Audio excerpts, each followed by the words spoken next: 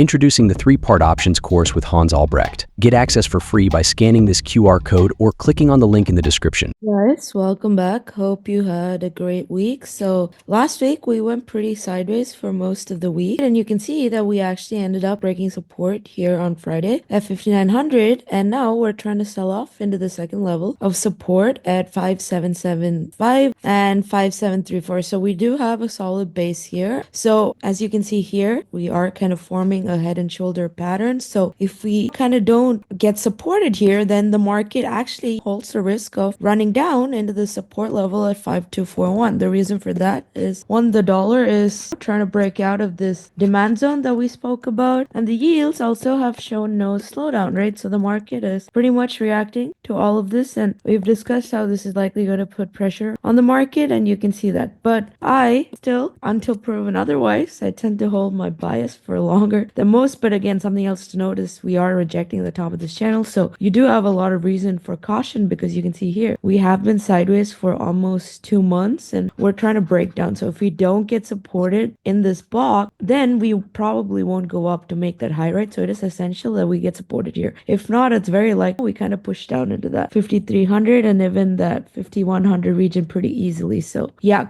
you need to be a little more cautious. The market did break down, but this week is about, are we going to follow through? If we do follow through, then there's going to be a lot of shorts in the market, right? But yeah, let's see what we do. This box, as you can see here, has been holding since September. So till we break that, there is no confirmation, but this is a good first step for the bears. With that being said, let's look at QQQ as well. And you can see here, we have not broken this channel. So though that we did have some selling and we are gapping down this morning, as long as we kind of get supported around 492, 490, then we still very likely headed up to the top of the channel, and the target remains for QQQ. However, if it doesn't hold and we break that 490 region, then again, same as SPY, we're likely going to head down to 450 and even maybe 426. So you need to keep a close eye on that level. It's essential that we bounce off of it. If not, then the next demand zone isn't until 450, 446. So gotta be close eye on that. And IWM, we did expect weakness down into that 210, 212 area. So yeah, coming down into this box, we're still in no man's land. We would need to break that 210, 207 to have a much larger sell-off. So far this weakness was kind of expected given the high yields on IWM. So you need to keep a close eye. We did break that 4.7%, which I said is important. So if we don't have any kind of selling here, we will continue to squeeze, which means, we're likely going to follow the red path. So you need to see some kind of slowdown in the dollar and in the equity space if you want to see some kind of bounce in the market. So yeah, with that being said, let's look at the chart of Wix.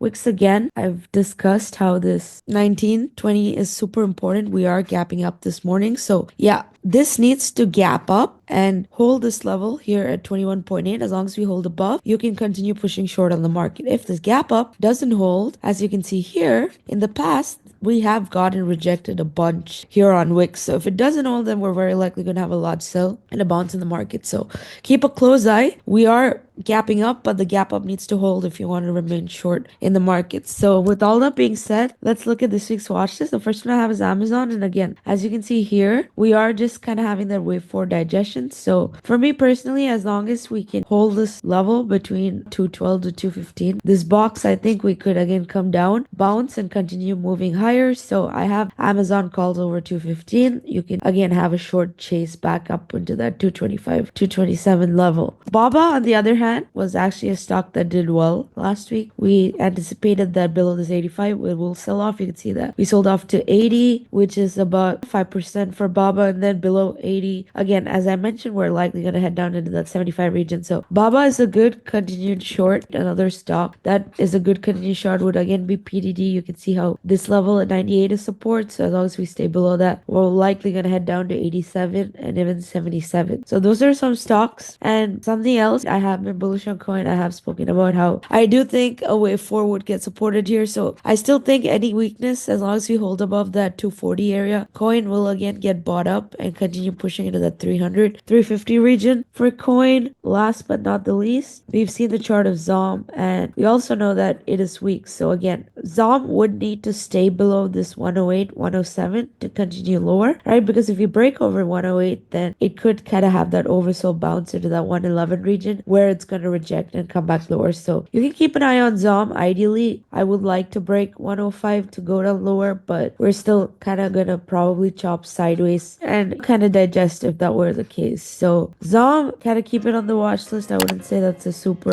aggressive short per se. So yeah, that's all I have for this week. I hope you have a great day. Join Chase to trade with Rithika and other experts. Subscribe to LaDuc Trading YouTube channel for more Wolf's weekly wave list videos and other content.